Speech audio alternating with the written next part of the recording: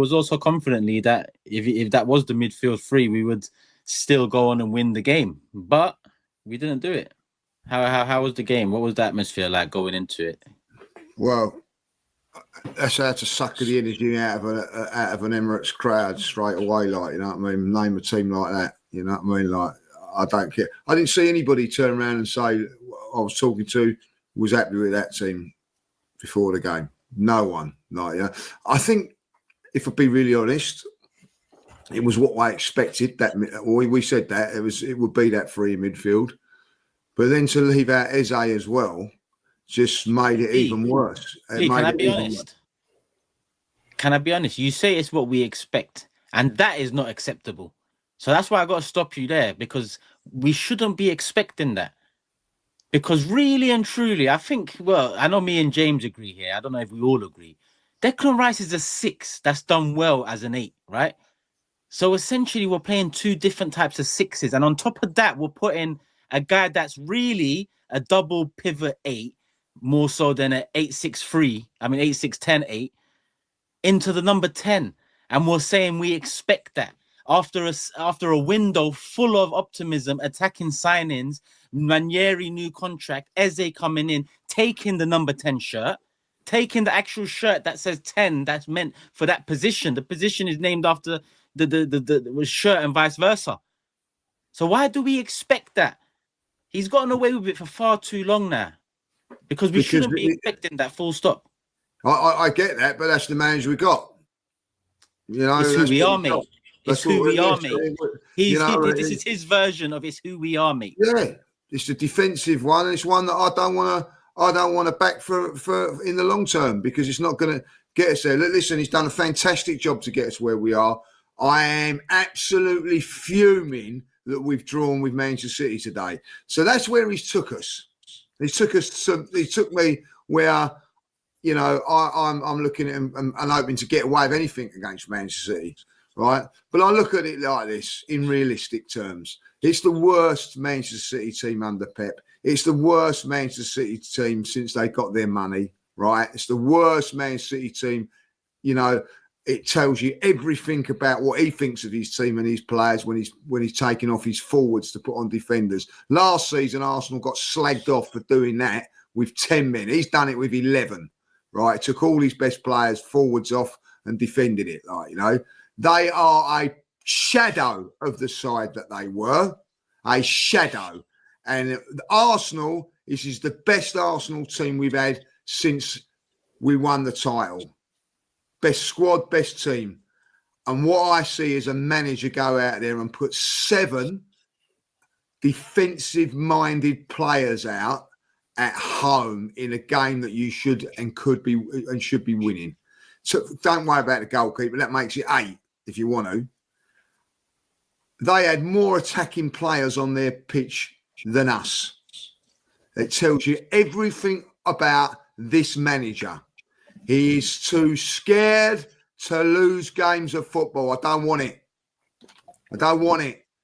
You've got to be brave. You've got to be, you know, we keep coming second. Why do we keep coming second? Because we've got to try and do something different. Every time he starts Marino over a Waneri or an Eze or someone, he's killing the energy. He's killing the atmosphere.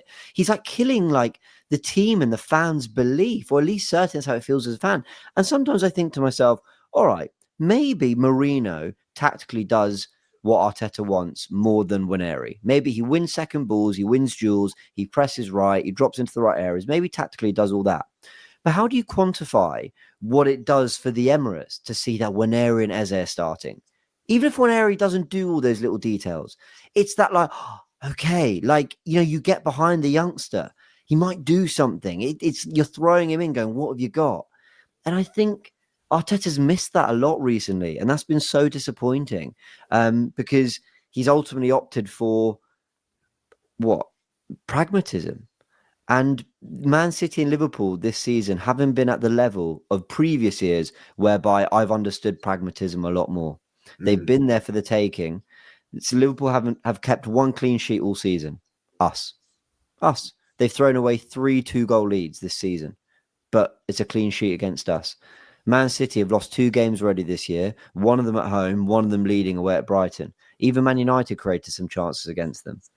They're shattered after playing 2 massive games going into this, bigger games than we had. And we didn't with 2 less days rest. You know, with 2 less days rest, Jordan. Thank you. I think it's appalling from Mikel, the way he's approached this game. and then his reactions to it as well. Like, at least have some sort of, I don't know what you'd call it, but hold your hands up. You talk about the impact it has on fans, and you're right to. But I think the most important thing is the impact it has on the players. I mean, ours and theirs. Because I'm going to talk from a theirs perspective. And Lee, I know you play football, and we all have played, watched, whatever. If you line up and you see Mourinho, Rice, Zubimendi instead of a Eze in there or a Ranieri in there, you're a happier man. Physical or not, you're a happier man.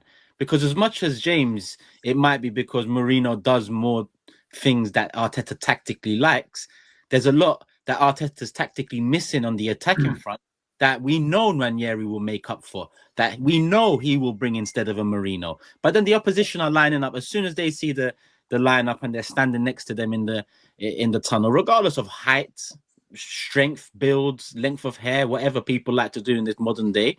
Yeah, they're looking at it like Arsenal have gone with this whole contained defensive mind. So let's get into them. I don't know if Arteta has cost us 5 points by what he's by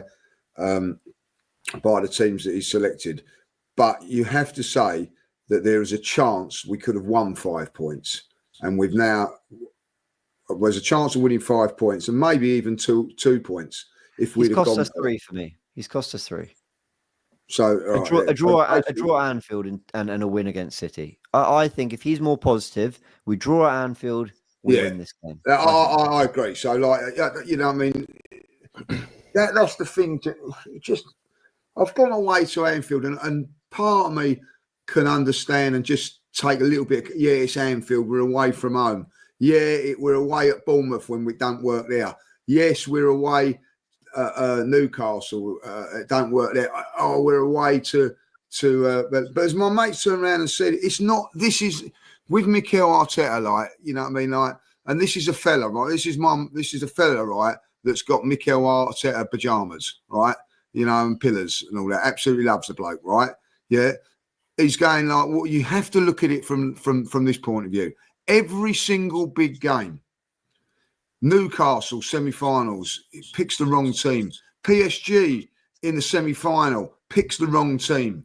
You know what I mean? Like the big game against Liverpool doesn't go there and do it. Every single big game, he throws it away because he's too cautious. And it's not acceptable no more, like, you know what I mean? It'd be interesting what he goes up against Newcastle. He's got to change. He's got to change. Sorry, Jordan. That's right, mate. So just before we came on, I listened to a podcast, just a mate of mine does, and they were discussing the game. And the general consensus is exactly what you guys were saying. I have no doubt that on TV, radio, online, all week, the narrative is going to be Mikel Arteta picked the wrong starting 11, and that is the contributing factor, if not the factor, as to why Arsenal dropped points. This is going to be very popular, but I disagree. And let me tell you why. The problem wasn't Mikel Arteta didn't pick creative or attacking players from the start. That wasn't the problem.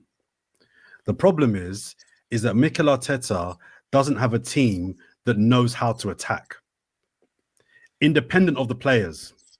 And some people will say, oh yeah, well, if you pick more creative players, you're going to get more creative output. Not necessarily. Not necessarily. I'm not pissed that, I mean, I would have preferred Eze to start, but that for me is not the factor why we drew the game today. I was going to make this point after the Liverpool game when we did the pods, and I didn't. I think we ran out of time and I had too many notes to get through. I watched that Liverpool game, guys, and the amount of times I saw us with the ball, whether it was Zubimendi, Mourinho, Rice, if Manaway came off the wing with the ball, with a Liverpool team in front of them, not knowing what to do. Passing, and then they either go back to the keeper, or they go wide and lump it into the box. The problem with this football, I don't know how many pods I can come on with you guys and say the same thing. We don't create chances. Not because we haven't got creative players, it's because we don't know how to. Today, guys, take up the goal. Though today, then, Jordan, who's creative? Who's going to create in that midfield? No. I actually agree with you, Jordan. I'm partially agreeing with you that I would have started. I agree with you, but who's going to create? But hang on. But that's the problem. We're looking for a person to create.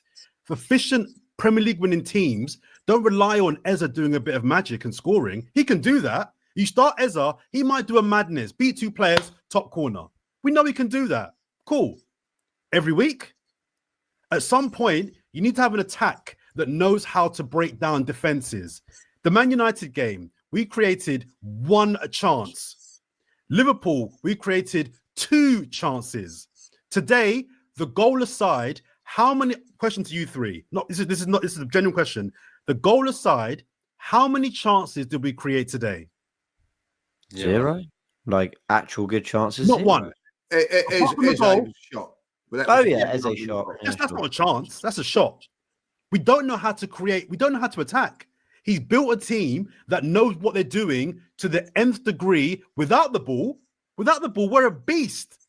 We know positionally we're meant to be, how to press, tackle, duels. Without the ball, I've never seen a team as good as us without the ball defensively. He's built a team that can defend, but he's forgotten how to build a team that knows how to attack. So that like I said, I'll say it again. The narrative this week is all going to be about he should have played this player, that player. That's not the problem, guys. Arteta deserves criticism, but you're hitting him for the wrong thing. Don't hit him because he started with Marino, Rice, and Zubamendi and Trossard. Hit him because he's not coached a team that knows what to do. When the ball's in the middle, we're going to pass it that way to get it cut back so you can get a shot on target. When the ball's here, we're going to try and do something on the wing so that the guy on the other wing, back post, can try and get a chance in, whatever it may be. We don't know what we're doing. They've got the ball. You can see it. What you have to do in the final I don't think sometimes you have to coach, Jordan. It's about just players playing off the cuff, improvising. Give them the platform to do that. Arteta does not give creative players a platform. And I mean that by way that when you see it today, he gets players out wide, get back in here. Like he does not let them express themselves, like, you know. And until he does, we're going to have this problem of creativity.